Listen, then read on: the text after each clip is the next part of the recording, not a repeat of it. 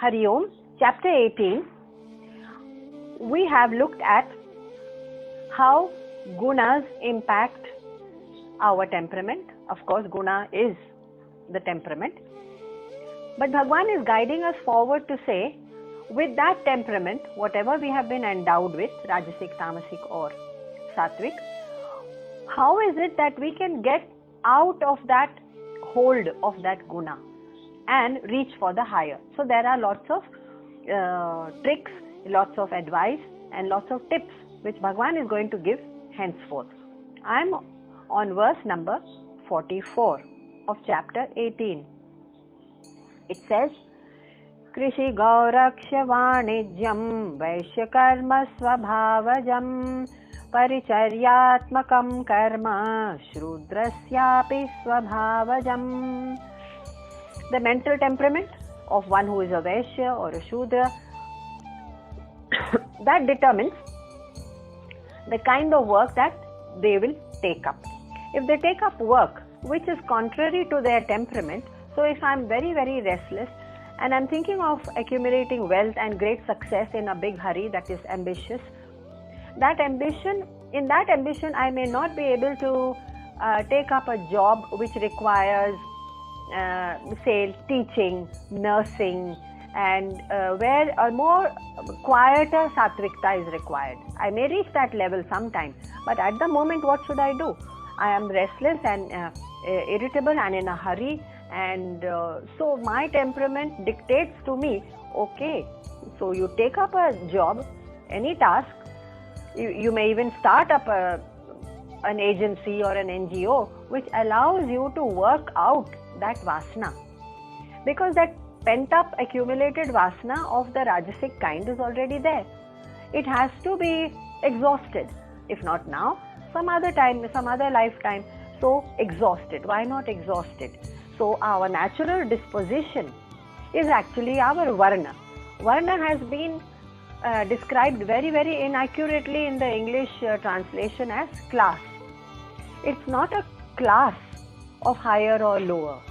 So the one is basically just telling us the color of our temperament. Why color? Varna literally means color. So follow its lead. That means know your swabhava, and therefore you find the kind of karma which suits you, that is swakarma, and that swakarma which you are doing, which is related to the kind of temperament we have. So if we like to study, then let the society or the family not push me into business or administration. It will be my dharma to follow my gunas. So it is also called swadharma, following the lead of one's own guna, and you can call it varna, you can call it the color of temperament. Following the lead is our dharma. So how does our swabhav lead to swakarma and swadharma?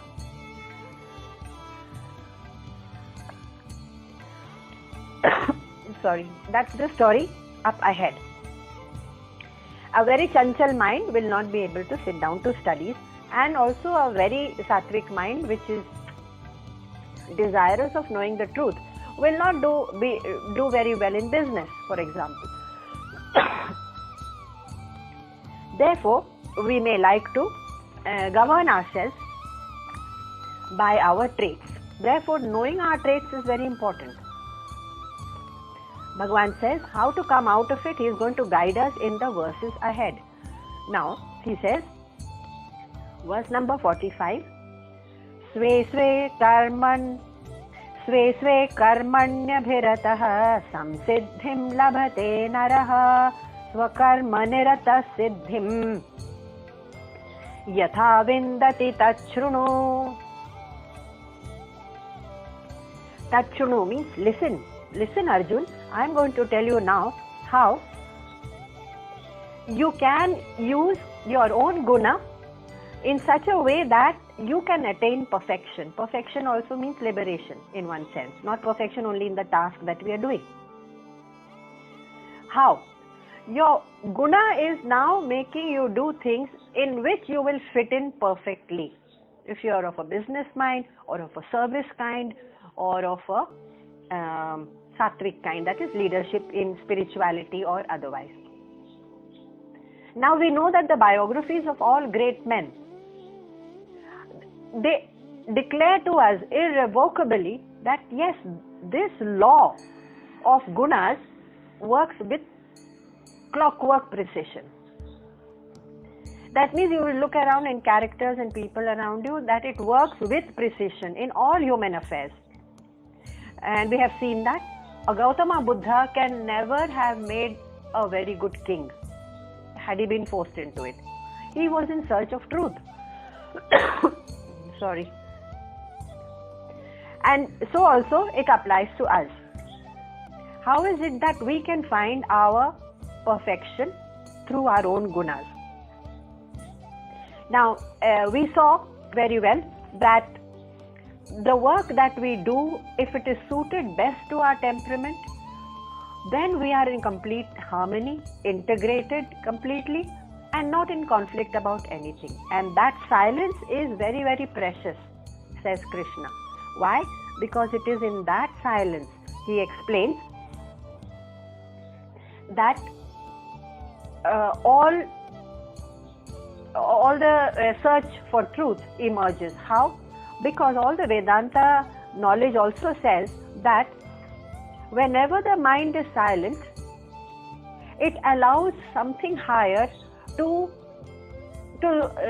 emerge in that silent space. That means the mind rises to something beyond itself.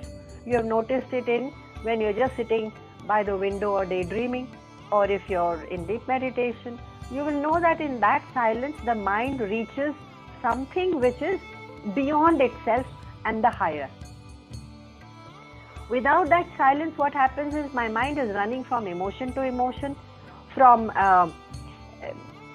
some kind of feeling and some kind of feelings of trauma, and this mood and that mood. So if my mind is only chasing moods and emotions, the mind is incapable of any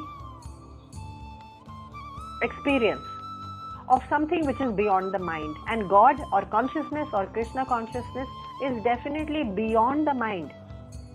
So we have to get beyond the mind. How is it connected with Varna and Guna and the work? So Bhagwan, with one master stroke, he draws a connection with that silence which is needed for the highest, and with the work we choose to do, and that work which we have chosen according to our gunas. There is a direct connection, and that is the beauty of chapter 18, that it uses even Karma Yoga to take us to the higher. That we will see step by step how logically it unfolds in the verses ahead. So it says in verse number 46, Yata pravrittim bhutanam yena sarvamidam tatam swakarmana tamabhyarcha siddhim vindati manava. It says that we have already mentioned that if you keep on repeating whatever vasanas or whatever the habitual thought or the temperament that we have, if we completely remain in that, then it will only become strengthened. So if I am an irritable and angry and ambitious person and I push my ambition towards greater and greater success, no matter how many people have to be disturbed by it and how many laws have to be broken, but my ambition is driving me, suppose. And Bhagwan is saying, no, you have to stay in your guna, in your swadharma to begin with. So how does it work out for me to reach the higher? How can I get out of it? So the whole question is it contradiction? If I work within my gunas, it will become strengthened. Bhagwan says there is one simple trick. Don't strengthen the gunas, work within the same gunas, but still come out of it. How? Because first find out Yata pravrittim bhutanam. What is it in this world that is allowing you to act? What is that pran shakti that pervades everyone, that regulates every action? So my action may be a very Brahminic action, or sattvic or rajasic or tamasic, but all those actions in any of the gunas, they spring only and only from one source. They spring from that one Krishna consciousness source. And therefore, without that source, we can call it the principle of existence, or Sat, that element of existence that has to be there in everyone. So Bhagavan is saying, whether your Brahminic quality of mind or Rajasic or Tamasic, doesn't matter. It is springing, the fact that you can do any action in that Varna is springing only from one source, that Pran Shakti, that element of existence, that Krishna consciousness. It is the same. Yena sarvamidam tatam. So he says, Krishna says, look, do one thing. Now you know my actions are different because my gunas are different. So why don't you just, whatever work you choose to do, devote it to that element of existence, that truth, that Sat, that Krishna consciousness, that source, that Pran Shakti source which is driving you to the action. You say, हाँ, मैं कैसे कर सकता हूँ? इसके बिना तो मैं कुछ कर ही नहीं सकता हूँ. Then why not devote my work to that Shakti? The moment you do that, he says the trick is that even if you're acting in the ambitious way in the world of business, creation of wealth, or doing service or administration or teaching or any, it doesn't matter. You are devoting it to that sarva karmana tamabhyarcha. You are turning that work into worship. Abhyarcha, the word. Turning it into worship? How? Yes, whatever I do now becomes a form of worship. Whether I am an engineer or a nurse or a cleaner in the railway department or a cook in the hospital, how does it matter? Or a homemaker bringing up children, or a social worker who has taken up some work with neighborhood societies and neighborhood poor communities. Maybe in my old age I do that. Doesn't matter. Just devote it and treat it as if it is worship. Now that is a simple trick. No matter what your guna, to be free of it ultimately, instead of deepening it further and further, because we know if I keep repeating the same guna, I may deepen it. I may become more and more ambitious. So the trick is when I treat it as worship. If I'm an engineer or building a bridge or doing some social service, I treat it as if I'm doing worship. Now, you know what the problem with the human existence is? We humans have read the scriptures for centuries, and we have come to the conclusion that if I just do worship, I can be free from all evil. Now, worship has become a mechanical activity. That means worship for me has become a puja and archana and ritual. It has become an act. So worship has become an action, but here Bhagavan is saying the opposite. He's saying make every action a worship. Don't treat worship as some action I do in Sunday. Of course we have to do Sandhya Vandana in the morning and in the evening. That is part of creating the rich ground for the mind to be drawn back to itself, to the silence, back to the element of existence, that highest truth, Krishna. It is just a silent time of remembrance. It's like saying I take a photograph of my father who departed many years ago, and I spend a couple of minutes in communion with him, thinking about old times. So I need that photograph, and that brings me to the inspiration I draw from his life or whatever. I may take the picture of Gandhiji. I draw inspiration. In the same way, we have symbols. We may take a picture of Krishna or Ram and say, oh, they lived up to high ideals. And in that act of reverence, I am actually, act of reverence is the worship. In remembrance that, yes, I idealize you and I feel that those ideals should be mine, and therefore I sit in silence before my altar. But you know what we have done? We have made sitting in front of the altar and all those actions mechanical. We have made worship into some actions. That is a corruption of the scriptures. Krishna is saying very, very clearly, make all your actions into worship. That means treat all your actions with such reverence and such surrender that I am not the karta. It is that regulating agency that pervades everything, which is the source from which my action springs. I devoted back to it, because without that source I couldn't have taken any action. And when a moment I get rid of my kartapan, my doership, I am doing worship. This is the form of reverence, a kind of worship which he is talking about. Sarva karmana tamabhyarcha. He is saying do that. And that's the trick. Then you will not be touched by the vasanas, or let's call it the temperament impressions that come out of it. So as a business person, if I am irrevocably drawn towards business because my guna is driving me towards it, I will still do it in order to exhaust those vasanas, don't collect any new vasanas. Now, it is that silence that we are looking for, Krishna is looking for, which comes only when we are acting in congruence and in harmony with our own guna. So if you are looking, if you are of a kind or someone who is more reflective and contemplative and more introverted, you are naturally drawn towards being an artist or a painter or a writer or a poet or a teacher or a philosopher, let's say. That is a natural thing. In any other environment, you would feel so out of place and disharmonized. Krishna is trying to avoid that disharmony.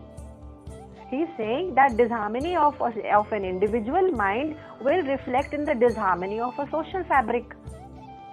Therefore, the division and classification into varna was meant to make a more harmonized society rather than a disharmonized one. Because it's the individual mind that has to be harmonized. When am I most harmonized? That Bhagwan, in any case, he has said beautifully in verse number 47. Shreyan swadharmo vigunaha paradharmat swanushtitat swabhavaniyatam karma kurvannapnoti kilbisham. So beautifully he says, if you are acting within the ambit of your own gunas, but without the kartapan, there is a caveat, there is a condition there, okay? Then you have chosen a field which is ordered by your own vasana, and that's when you will feel the most fulfilled, the most joyful, and you will revel in that work. And you are going to, of course, evolve and become perfect in that work. And therefore, that silence and perfection will keep you away from unnecessary expectations. Ask any artist or painter or scientist or social worker sorry, whether they are expecting something out of their work. They say, no, my work is my reward. The work itself is my reward. So Bhagavan is saying, when such people treat their work as the work itself is a reward, not something extraneous, some other reward, then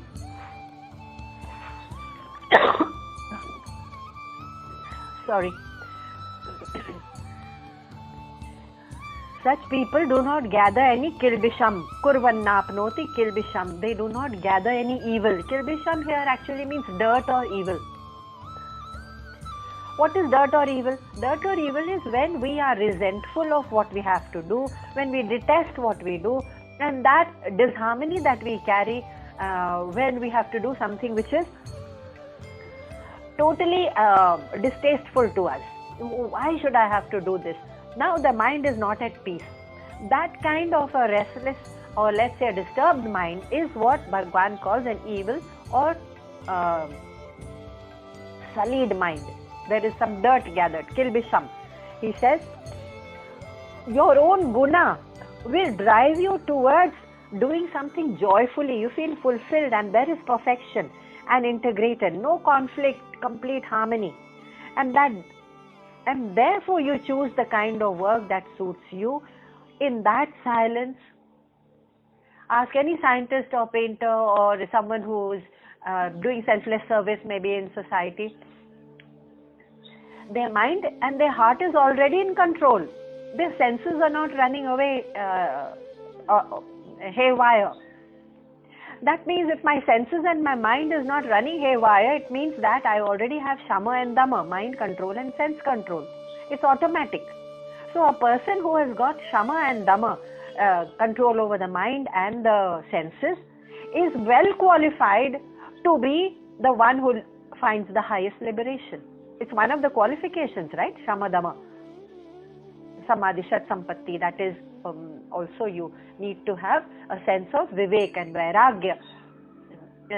So that detachment which a person has when he is doing the painting, is not thinking about, oh, so what reward will I get, where will I display it, in which gallery, and what are the accolades and approvals I am going to get. No, it is a form of the highest self-expression. Same for a poet or a philosopher or one who is out to transform society, working for the community. He says that is a form of my self-expression. I express myself, says that person, through my work. And that self-expression itself becomes a way to control his senses and mind, and that harmony and silence is that's why Bhagavan says, Shreyan Swadharmo Vigunaha. Whatever is your guna, make that your highest dharma. That means work in congruence with it. So Arjuna is wondering, why don't I just go off and maybe meditate in the woods? And why don't I just take to meditation and solve this problem of sansar? Bhagavan says, not so easy, hold it. You have so many vasanas which are already accumulated in you. So there is anger, there is irritability, there is ambition, there is desire. You have to work it out first through some selfless work on this earth. Only then. You can't jump the step and become a meditator. So try asking some business person that, okay, so we are going to fly into meditation in a few moments. That or sit down and listen to 2 hours of Bhagavad Gita. It's not possible. Work out your vasanas. That is the simple way. And then you will gather no kilbisham, no sin. Sin is a strong word. It just means the disturbances of the mind. All that the Gita is doing in its extraordinary message, right through and through this whole fabric of this great Grantha, is that can you first of all work such a way that the silence descends upon you. In that silence you will find that there is the grace of Krishna descending into our minds. That's coming up. So what about work which is evil, like I'm an encounter specialist in the police department, and I know that I have to shoot at sight. I have orders. I have to shoot at sight. I'm standing at the border and I know that if there's any movement on the border that particular night, without a warning, I have to shoot at sight. I know I'm going to shoot a human being. What about if I'm a hangman and I have to hang people, those that the court have declared they have to be hanged? I have some distasteful jobs on this planet. Do you think I can do that with all my heart? Very distasteful jobs. Bhagavan says in verse number 48, Sahajam karma kaunteya sadosham api natyajet. Natyajet, you cannot abandon the duty which has befallen, which you have been given. Even though it has sadosham api, it may be not to your liking, it may be not a great job. Sarva rambha hi doshena dhumena agnirivavritaha. So, Arjun's job, is it very desirable? No. Arjun right now is fighting a battle in his head, saying, I cannot go ahead and continue with this killing of my own kith and kin, that means his job has also become most distasteful and repugnant to him. So the message of the Gita is fight your battles, whatever your battles. Suddenly there is a great responsibility of something went wrong in the extended family and you have to take the responsibility. Okay, that's the message to Arjun too. It's your responsibility, Arjun, because what you can do, only then the responsibility comes to you, because you can do it well. And Arjun, what you can do best, no one else can do it, so you have to complete that job. And there are so many times that suddenly things change and life transforms, even in the corporate or in the community or in the family, and you are straddled with things to do which you had not anticipated, and you have to do them anyway. You can't sit down like Arjun and say, oh, I can't go ahead, I don't think that, because this job brings me a lot of grief and unhappiness. Bhagavan says you have to rise above your happiness and unhappiness. There is no such thing. There is only your duty. So fight your battles. Here the battle stands for everything that comes your way as duty, just complete it. But when you're doing it, do not harbor any thoughts of aversion or distaste or resistance or anger. That means do it non-violently. In the same way, the soldier standing on the border, shoot at sight orders, yes, but he does not gather sin upon himself, because he is doing it and he is meant to do it without violence in his head. The act may be violent because there is bloodshed, but in his mind there is no violence. He bears no grudge against the person whom he has to kill as in the line of his duty. Bhagavan says, can you do everything in this earth, in this life, whatever comes in your line of duty, just keep accepting it. Not one thought of resistance. It's only then that you can wash off, completely cleanse the mind of the old vasanas. That vasanas are what? The impressions of the old temperament, which is driving you towards that. It will be the only way to cleanse yourself. That means, and if I do good things, what about that? Oh, then I have a great sense of doership. Maine kiya hai. Bhagavan says you need dhriti. He has said earlier, dhriti, which is of course a great sense of willpower to tell the mind, shut up.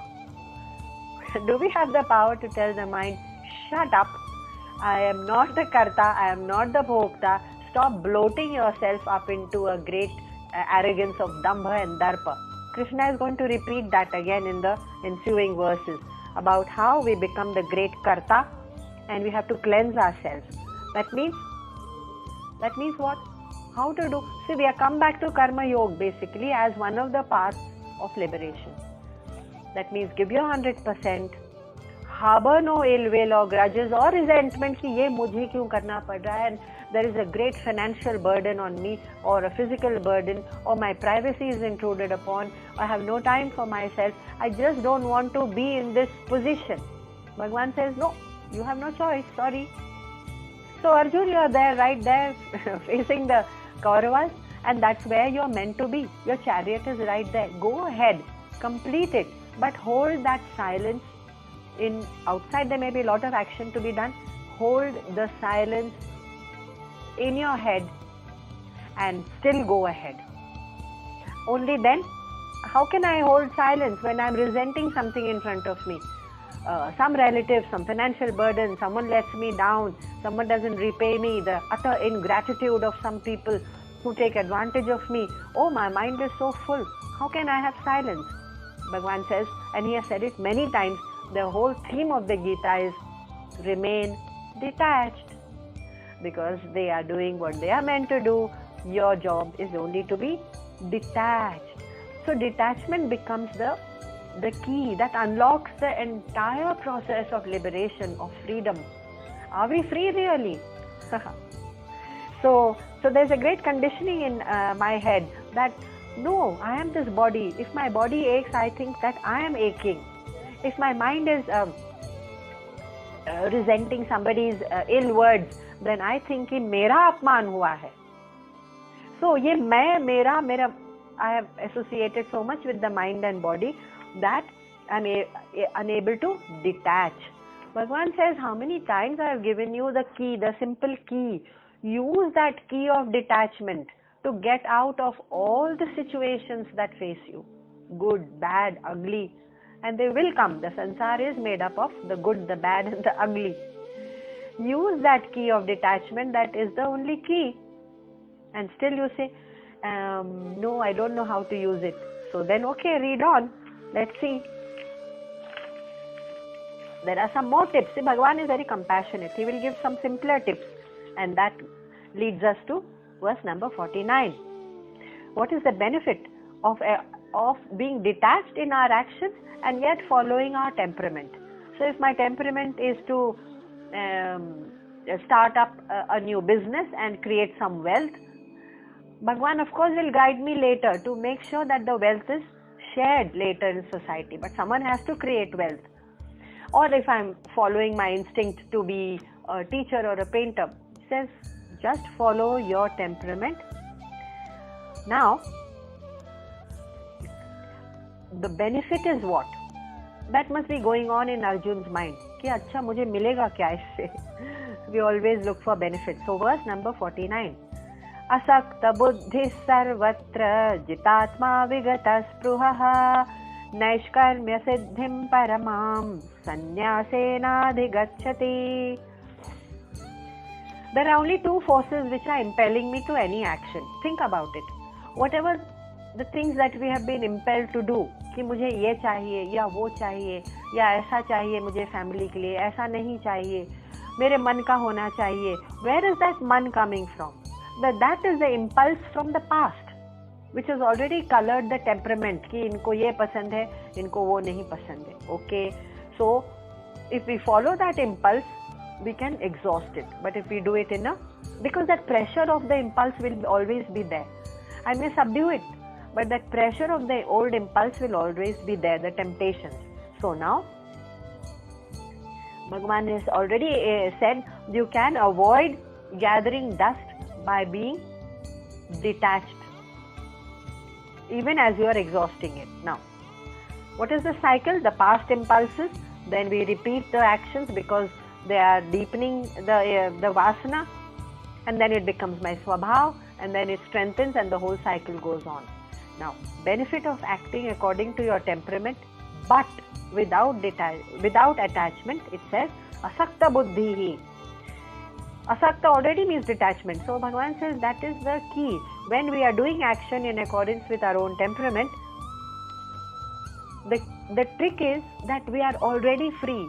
Because if I want to do service in society, then in that I am already detached. I may not want to do it.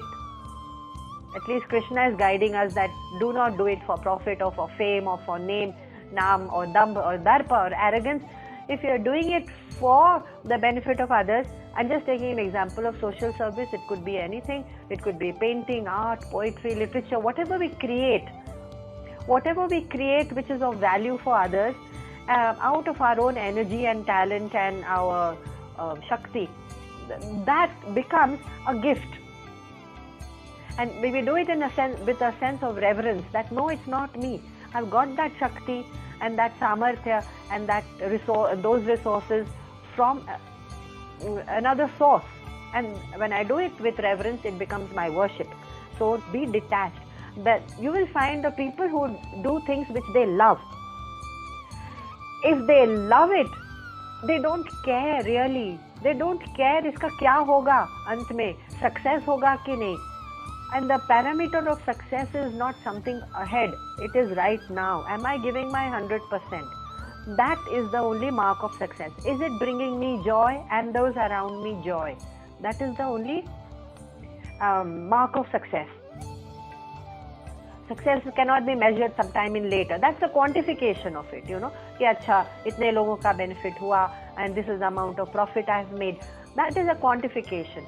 But success is right now. There is joy and there is my 100% I'm putting in, and I'm washing off my vasanas, the impulse of my old temperament, the push of my previous impressions, washing it off by working it out right now in whatever field I am. And that is the mark of success.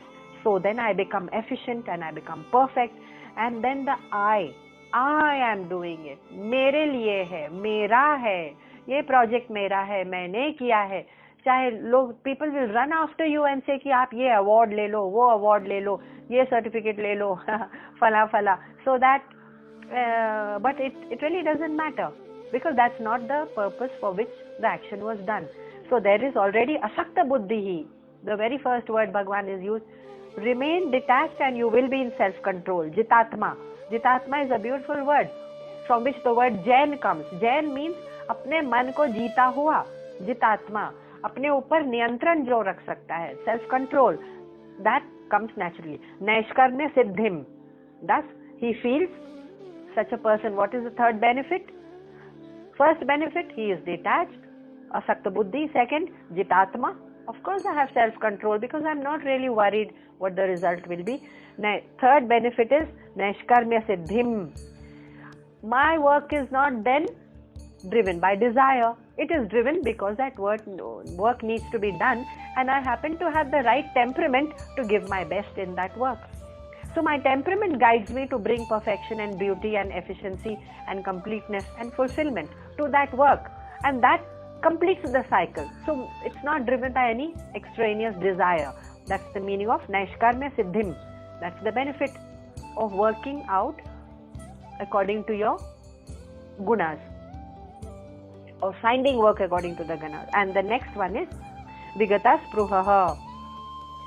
If I am doing what I already love, then I will have no further, I will be free of spruha, that is desire. It's the same as not being desire driven. I am vigata spruha, beyond desire, because I am doing things that bring me satisfaction. So there is no resistance, no insistence, aisa hi hona chahiye, and therefore the karta and the bhokta just disappears. Can you imagine? Giving 100%, you've seen a scientist at work, you've seen maybe sometimes even a housemaid or even a waiter. If you just watch some very, very common people around you, and it's a marvel to watch them, so that we can see a reflection of ourselves. Even if it's a housemaid, sometimes you wonder how she can work with such single-pointed, let's call it attention to detail, and such silence and such quietness and such perfection day after day after day. There are some people, and I have admired some of the house help we have had for that very quality. How? For years together. That means that they're not looking for an extraneous reward, but the work itself brings them that complete fulfillment. And at that point, if you notice, and it's a marvel to watch the silence on their faces, there is no karta and no bhokta present, and therefore the silence on the very demeanor, the very countenance of such people, they carry that non-doership. No karta, no bhokta. When we work like that, Bhagwan is saying, your karta and your bhokta, which is actually attached to the ego, just disappears. And then he says, you will, as he said in the previous verse, no kilbisham. You will gather no evil. You will gather no karma to be carried out next time again. And you will actually be free. Because when we work with the desire कि मुझे ऐसा होना चाहिए, ऐसा करना चाहिए, or when my work should bring only a certain result, then that expectation is bound to bring disappointment or disturbance or too much of exhilaration, which again follows like a roller coaster back into disappointment and disaster. And so the whole cycle. Bhagwan says, just watch people who are totally detached and they still bring perfection to their work. They've gone beyond the ego, the I person, you know. So complete your work, Arjun, because no one else can do it as beautifully, as perfectly as you can. Only Arjun can do the task that he has been ordained to do right now, facing the Kauravas in order to defeat them in battle, to fight the Dharma Yuddha and to win that Dharma Yuddha, hopefully, so that he can bring prosperity and happiness and justice to the kingdom. That is his job. And who is best suited for it? Arjun. And if Arjun puts down his bow and arrow, who will do it? So it will bring happiness neither to people outside nor to Arjun himself. In the same way, the things that we have been faced with, people in corporate, whenever we are given responsibilities, we end up getting more and more because we are capable of it. And therefore, you find that the best person has to have the top job. For example, Rishi Sunak in England. So, we are looking at someone who is focused on the task, not on I the doer, I the person who is going to be applauded or receive the accolades or the rewards or acclaim. No, the only thing mentioned is there is a task before me, I have to complete it and I have to do it jolly well to the best of my ability. That's the one single pointed focus. So where is the karta? Where is the bhokta? Where is the ego? Where is the doership? Nothing. And therefore such a person usually ends up receiving the highest responsibilities. So there is that Arjun in England right now, fighting the biggest battle to win that battle, and it's an economic battle because this is the 21st century, and there was another Dharma Yuddha at the time of Kurukshetra. Whatever our battles, they remain the same. We have to be that Arjun who faces the battle squarely. The moment the person says, oh, I have so many difficulties, there's an opposition who is forever throwing barbs at me and slings and arrows of the opposition, and there are people who are protesting on the streets and booing and jeering at me, and that Arjun cannot retract his steps because it's something that he is not trained to do. The only thing he is trained to do is to march ahead and complete the job to the best of his ability. Bhagavan is saying only then you will gather no dust on your karma, on the surface of your karma, nothing will gather, because you have been detached and yet you are giving your best. That's the only way. And whatever we are faced with. So going ahead, verse number 50, Bhagavan says, Siddhim prapto yatha brahma tathapnoti nibodha me samasena eva kaunteya nishtha jnanasya ya para. Having thus attained perfection, he reaches Brahma. What is that Brahman? Brahman is that supreme state of knowledge, of Gyan. How can I suddenly jump from Karma Yoga to that highest state of liberation? That itself is a mystery for someone like Arjun, who is listening, and to some of us. Jnanasya yapara, that's the highest state of knowledge. How? Because Bhagavan is only giving me a repeated knowledge about Karma Yoga. Now, Bhagavan says, don't worry, I will show you a technique, don't worry. There is a technique to that too. The highest knowledge awaits you, but through the route of Karma Yoga. He is not even talking about meditation. How? He says, okay, there are simple tips for you. So Arjun, here are some simple tips. Verse number 51. Buddhaya vishuddhaya yukto dhrityatmanam niyamya cha shabdadin vishayam styaktva ragadvesho vyudasya cha. The technique is, yes, you have to clear your mind and become buddhaya vishuddhaya, an intellect which is left free of all the sansari things and for the contemplation of God. How can we do it? Even while I am involved in my work, it can be free from the expectations and the frustrations or the disappointments or the result, the joy that I will get out of it, the joy hunting out of it, I can be free of it. Buddhaya Vishuddhaya, just keep the mind, the intellect actually, Buddhaya stands for. How? Shabdadin Vishayan Styaktva. All the extroverted things which are attracting you in that work, isn't it? So, what will I get out of it? What is my joy? What is the joy hunting? What will people say? What will I get out of it? He says, these are your senses which are driving you towards the sansar. Shabdadin Vishayan Styaktva. Just give it up. And Dhrityatmanam, another word. So, these are 5 simple tips. Dhrityatmanam. The mind still runs after all this because that's the conditioning of my mind. It still says ki this result or that result, whatever work I am doing, whether it is in the Brahmanya, that Brahmanic state of mental status, or Vaishya or Shudra or Kshatriya kind of state. I'm calling it state or temperament because these are not classes. A class is a wrong interpretation. In that state of mind when I work, my mind still runs after what will be the result. Think about anything that we have undertaken recently, and have we been free of what I want out of it? मुझे ऐसा ही चाहिए, मुझे ऐसा success चाहिए, I want to see.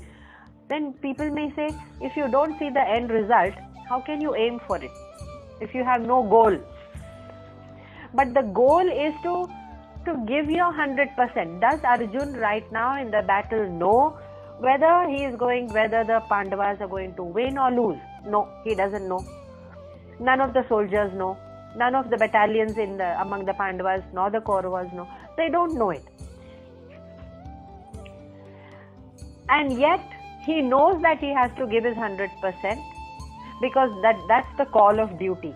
So, when the mind runs after joy hunting, मुझे ये मान सम्मान या ये पदार्थ या ये object चाहिए, then that's the only time to tell the mind shut up. That's the only time. And when can a mind say shut? When can my mind say to itself shut up? When I have enough dhriti. Enough dhriti. We have seen the word dhriti means willpower. Otherwise, I'll be flowing with it. And Bhagavan says, 4th tip, raga dvesha vyudasya cha. Abandon your raga dvesh. How many times he has said it through Gita? How many years will it take us of listening over and over to Krishna to be really free of raga and dvesh, attraction and revulsion, I hate and I love, and I like and I dislike. These are the 2 imposters which draw us into sansar. How many years of listening to Krishna will it take? So listening is not enough. It has to be contemplation upon our own actions every time and our own mind. Am I acting out of raga dvesh? So sometimes we like to observe those people around us, and it's not hard to find them, those who have a very calm temperament. It's not as if they're trying to control anger, they're just not provoked into anger. And then it's wonderful to just observe what is it that keeps them from being provoked. Why is it that they don't fly into a temper when faced with situations or actions or words that ordinarily we would be upset about? And then you watch them and you notice that they are not provoked because they're not holding on to strong likes or dislikes. They're saying it's okay, all right. If some people have a certain, and they are dished many times, they are betrayed many times, they have financial stress. It's not as if they're leading a hunky-dory life. Such are the people. And when we observe them, in that observation we get a glimpse, like a reflection into our lives, that yes, why am I being provoked? Then we notice they are, despite all the stress and all the betrayals of good friends betraying them, and of course business partners betraying them, it's happening all the time. I'm talking of real life examples I have seen around me, and yet the person doesn't give way to any strong hate. and therefore not giving way to hate or strong attraction. So if you are strongly attached to any particular result, then naturally it will lead to an equally strong distaste of something else. So Raga and Dvesh go together. They are two sides of the same coin. And I find that they are the ones who accept things and people and words and situations more easily and say, okay, let's move on. That's the way it was meant to be. There were people who betrayed me, they were ungrateful, maybe they and some people have been led to great losses in their business and their ventures, which they have struggled for to stand up their businesses for years together. They have struggled and they have seen it all crumble down because of somebody's betrayal, and yet they stand up and say, okay, let's move on. Anger is something almost alien to their nature, and that is because they don't hold Raga and Dvesh. And that is the key. That's another key that I have found. Of course, Krishna has been talking about it, but when we observe people say, when we don't hold on to Raga and Dvesh, too much of attraction or love for something and too much of hatred, only then we are free of anger. And then we let things go and say, okay, let God's design take over. Whatever God's design in this matter, it's His design. I'm not even the maker of the situation, so I leave it to God and I move on. That ability to move on creates that silence and aura of silence around such people. And they are not highly financially strong people or in great businesses. They are strugglers. They are struggling to, young people, and they are youngsters. So it's not even the wisdom of the ages have dawned upon them. And when you observe, and I've said that even people in the service class, those who are doing menial services like housemaids, when I notice that temperament, and you may speak in anger, you may lash out at them, and they still, some of them with a gentle smile, and they're very apologetic, and they're just gentle by nature. Not all, but some. And it makes me wonder, how is it that quality, which is a higher quality, I cannot hold it, and yet they do with such natural poise and ease and beauty. And that is what is most overwhelming and awing. It's a sense of awe with which you watch that, oh, in a circumstance like that, I would have been flying into a temper even when they're abused. Yes, there are people like that. That's what Bhagavan has mentioned here. Dhrityatmanam. There are people who at some point have used willpower to subdue such things, joy hunting tendency as they call it.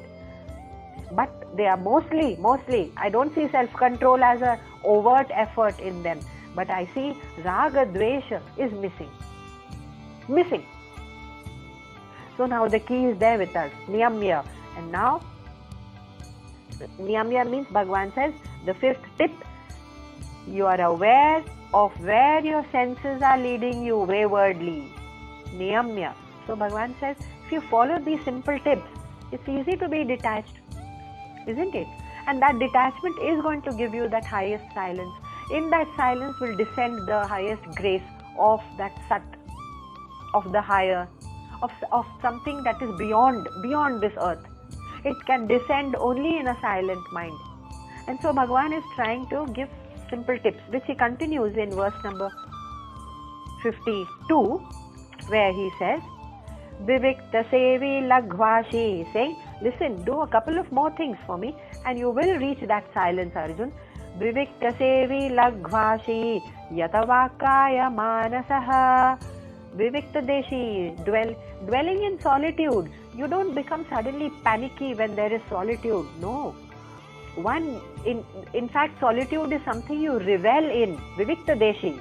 So become Vivikta Sevi, Arjun, and all your extroverted desires of an extrovertedness in this sansar, expectations from people and relatives and all that will drop. Which means I don't have to interact later. No. Once you have that command over the mind, that silence then becomes your property, the property of your mind. And then you can go headlong into into melas and shopping and parties and public gatherings and even gatherings of big family gatherings, and yet you will carry that aura of silence around you, which will be like a protective shield around you. So he said Vivikta Sevi doesn't mean literally become a recluse. I interpret it in a way which means that even in the marketplace and in the most hectic place, we have the ability to carry that shield of silence around us, and therefore that protects me and keeps me vivikta. It keeps me in solitude. In a sense, you can say the behind the shield is solitude. So I carry that solitude, and he says, Bhagavan says, Lagvashi, do a few more things. Second tip, eat frugally. What a simple tip, and what a sweet way to say, talking about the highest philosophy of the highest truth, and still telling Arjun about the simplest possible way to control the mind. He's saying, never overindulge in food. Lagvashi. Krishna's own words. That means it has some import, isn't it? It can't be that he has used these tips in a frivolous way. It has some import, so that we eat frugally to reach the highest. Yatta vakaya manasaha. Another tip is, through your body, through your mind, through your speech, through your words, express restraint. That means do not overindulge, and let not the body, mind and speech be loud and boisterous and attention seeking. Sometimes it goes out of control. Why should we be loud and boisterous and demanding? No, let there be yatvaka. So let it be subdued. Subdued is the right word, which he means by yattavak kaya manasaha. Subdued, simple and quiet. Dhyana yoga para. Some more tips for Arjun. Can you imagine so many tips in one go, and yet we hold on to none? At least we don't have the attention that we need to hold on to anyone. The next tip is Dhyana yoga para. That means in my free time, what is it that I like to do? Why don't we just learn the trick or the art of simply being? Not reaching, not doing, not achieving, but being. Just to be. So that's an art we've never been taught. In fact, it even sounds very strange in the grammatical structure. The art of being. That's because we've not been trained. And Bhagavan says, yes, there is an art called simply being, where the mind is not striving or trying to achieve something or hankering. And the mind does have the tendency to flow out through the senses. So keep the mind in your free time in contemplation, in reflection. Okay, what did Krishna say the other time? What did he mean? Etc. Or I saw someone right there at the railway station, and what silence he carried in his mind, even though he was polishing shoes or busily selling some wares. And I stood, and my mind is on such things from where I can uplift myself. So Dhyana yoga para doesn't mean you swing into meditation wherever you are, but keep your mind in contemplation, in reflection, whatever experiences we get. And the next tip is, in this verse, Vairagyam samupashritaha. Take refuge in dispassion. See, the word detachment and dispassion comes over and over and over again in different ways right through the Gita. It cannot be a coincidence. It cannot be a slip on the part of the poet that, this idea was repeated and that idea was repeated. No. It's repeated because it's required by a listener like Arjun and listeners like us to hear something that is completely bewildering our lives and disbalancing our lives. So we need to hear it again. And here it comes again, that word which says, Vairagyam, dispassion, samupashritaha, take refuge in dispassion. That means, when I am dispassionate to something, you know what happens to it? Suddenly I find that those things stop attracting me, and and those things also stop being attracted to me. What do you mean those things stop being attracted to me? Yes, when I discover something higher, the older toys, the older things from which I drew joy, they automatically drop away from my life. So dispassion, it works both ways, let's call it that way. And Chinnaji used to use a very sweet and very strange analogy. He said, if I'm not interested in wine bottles, then wine bottles one fine day will find a way to march out of my cabinet. Wine bottles will march out of my cabinet simply means if I'm not interested in them, then slowly they'll be gifted away, or they'll be stolen, or they'll be gone, and some friends will borrow it, and it's gone, and I'm not interested in it. My dispassion towards wine made the wine dispassionate towards me, and they disappeared from my cabinet. It's happening. If I'm interested in wine, then somehow or the other, through some gifts from friends or relatives or whatever, the moment there is something in the air, oh, this person is interested in wine, the wine bottles march back into my cabinets. You will find, this is just an example that he gives, but when you have a new interest, the old interest will retire. So at one point in time, you may have had in your drawing room lots of people crowding the room, heavily bejeweled and talking and interested in feasting and drinking and gossip. Maybe not now. Maybe now they have taken the place in their drawing room. Now there are visitors who do some social work, or those are interested in doing some community work. And what happened to the old idlers and gossipers? Well, they've just drifted away.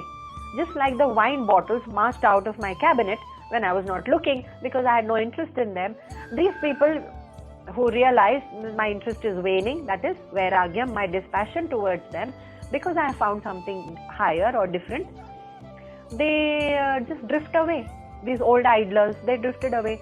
Now if I find something even higher and I find that,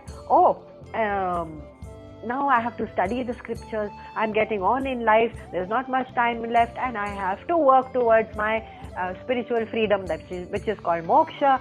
Maybe not in this life, but I have to set the stage, and I have to find something really of a higher quality in my spiritual life. The moment you march towards that higher, now again the social workers who had crowded your drawing room with all their ambitions and passions and energy and all that, they've also drifted away. And in your drawing room, and now maybe times have changed and online spaces have taken place. So in an online room like this, the online rooms are now crowded with people who are interested in study or discussions or book reviews or contemplation. And so there are men and women of thought who have now replaced the older ones. How has this happened? Simple. The moment there is dispassion towards something, those people find a way of drifting away or marching away. So now all the old toys are left behind because we have outgrown what is not required for my spiritual growth. All the mundane, the ordinary joys of life. And now what Bhagwan has mentioned here, Vivikta Sevi, Laghvashi, now it has replaced been replaced in my life, and that is solitude, temperance. Temperance is a kind of moderation, which is Laghvashi. Now when he says eat frugally, it doesn't mean only about food, right? We eat or we devour the world through all our senses. ये भी देखना है, वो भी चखना है, और हर चीज का taste and sight and sound and smell. That is devouring with our senses, and therefore he says temperance, moderation, solitude, moderation, dispassion and control. He has already given us the tips. So why is it so difficult? The tips are clear. The moment we have to trust that, hey Bhagwan, I can't see the end, I can't see where moksha is, I don't know where you're leading me, but Krishna, you are leading me, and therefore I will follow blindly because I know this path is well lit by your divine light. And therefore, what's wrong with following these simple tips?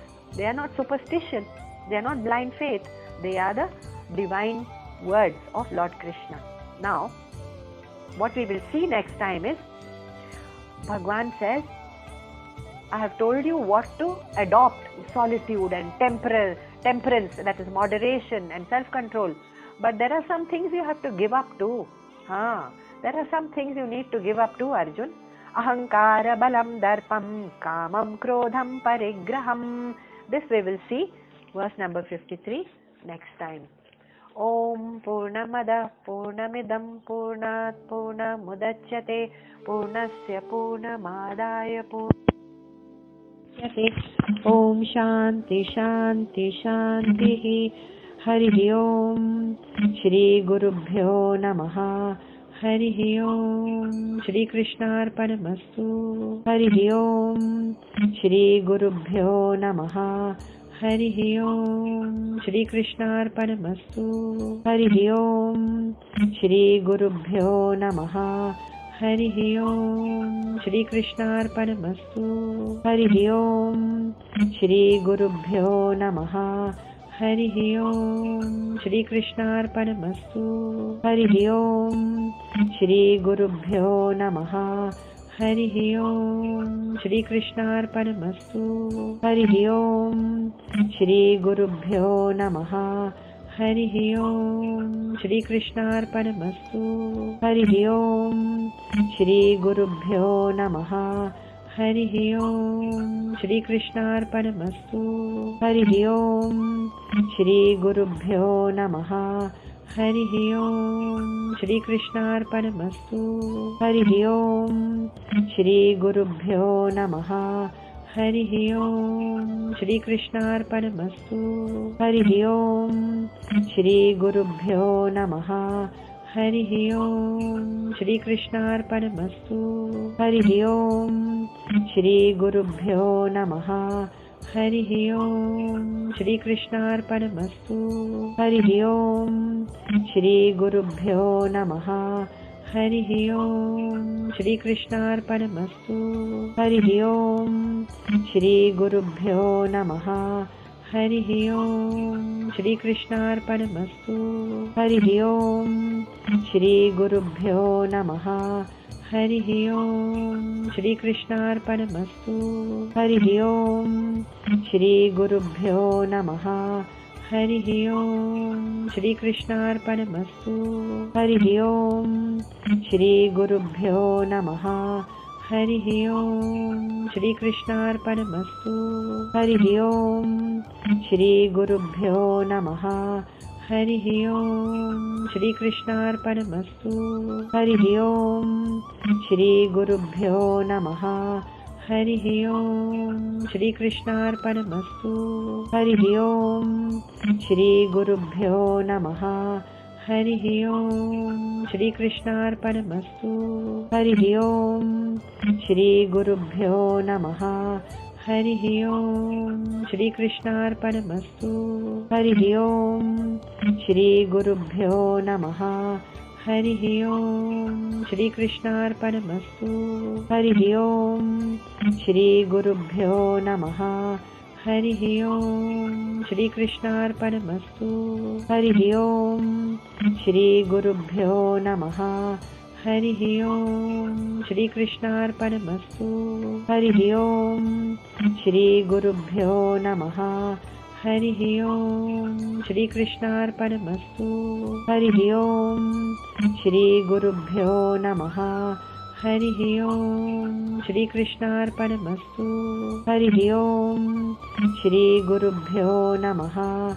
Hari Om. Shri Krishna Arpanamastu. Hari Om. Shri Gurubhyo Namaha. Hari Om. Shri Krishna Arpanamastu. Hari Om. Shri Gurubhyo Namaha. Hari Om. Shri Krishna Arpanamastu. Hari Om. Shri Gurubhyo Namaha. Hari Om. Shri Krishna Arpanamastu. Hari Om. Shri Gurubhyo Namaha. Hari Om. Shri Krishna Arpanamastu. Hari Om. Shri Gurubhyo Namaha. Hari Om. Shri Krishna Arpanamastu. Hari Om. Shri Gurubhyo Namaha. हरिः ओम् श्रीकृष्णार्पणमस्तु। हरिः ओम् श्रीगुरुभ्यो नमः। हरिः ओम् श्रीकृष्णार्पणमस्तु। हरिः ओम् श्रीगुरुभ्यो नमः। हरिः ओम् श्रीकृष्णार्पणमस्तु। हरिः ओम् श्रीगुरुभ्यो नमः। हरिः ओम् श्रीकृष्णार्पणमस्तु। हरिः ओम् श्रीगुरुभ्यो नमः। हरिः ओम् श्रीकृष्णार्पणमस्तु। हरिः ओम् श्रीगुरुभ्यो नमः। हरिः ओम् श्रीकृष्णार्पणमस्तु। हरिः ओम् श्रीगुरुभ्यो नमः। हरिः ओम् श्रीकृष्णार्पणमस्तु। हरिः ओम् श्रीगुरुभ्यो नमः। हरिः ओम् श्रीकृष्णार्पणमस्तु। हरिः ओम् श्रीगुरुभ्यो नमः। हरिः ओम् श्रीकृष्णार्पणमस्तु। हरिः ओम् श्रीगुरुभ्यो नमः। हरिः ओम् श्रीकृष्णार्पणमस्तु। हरिः ओम् श्रीगुरुभ्यो नमः। हरिः ओम् श्रीकृष्णार्पणमस्तु। हरिः ओम् श्रीगुरुभ्यो नमः। हरिः ओम् श्रीकृष्णार्पणमस्तु। हरिः ओम् श्रीगुरुभ्यो नमः। हरिः ओम् श्रीकृष्णार्पणमस्तु। हरिः ओम् श्रीगुरुभ्यो नमः। हरिः ओम् श्रीकृष्णार्पणमस्तु। हरिः ओम् श्रीगुरुभ्यो नमः। हरिः ओम् श्रीकृष्णार्पणमस्तु। हरिः ओम् श्रीगुरुभ्यो नमः। हरिः ओम् श्रीकृष्णार्पणमस्तु। हरिः ओम् श्रीगुरुभ्यो नमः। हरिः ओम् श्रीकृष्णार्पणमस्तु।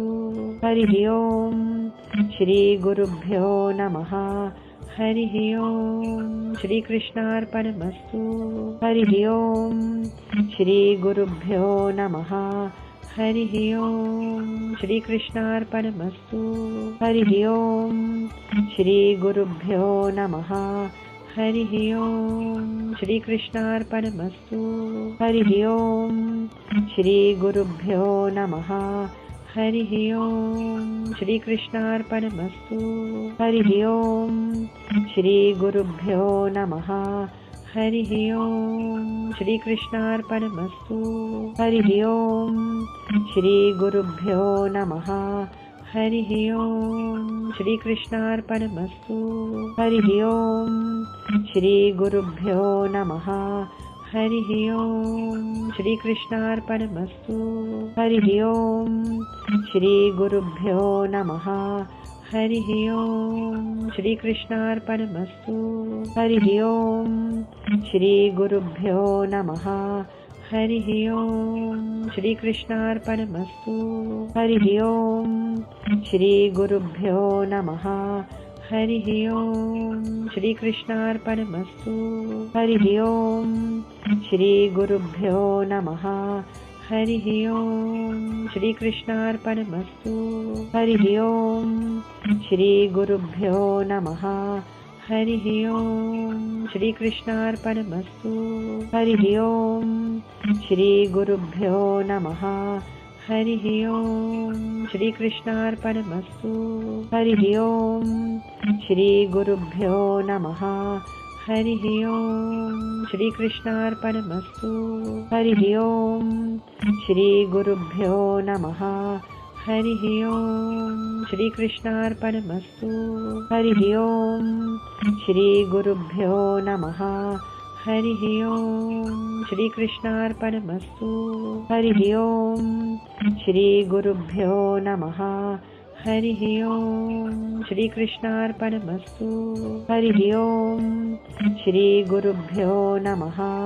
हरिः ओम् श्रीकृष्णार्पणमस्तु। हरिः ओम् श्रीगुरुभ्यो नमः। हरिः ओम् श्रीकृष्णार्पणमस्तु। हरिः ओम् श्रीगुरुभ्यो नमः। हरिः ओम् श्रीकृष्णार्पणमस्तु। हरिः ओम् श्रीगुरुभ्यो नमः। हरिः ओम् श्रीकृष्णार्पणमस्तु।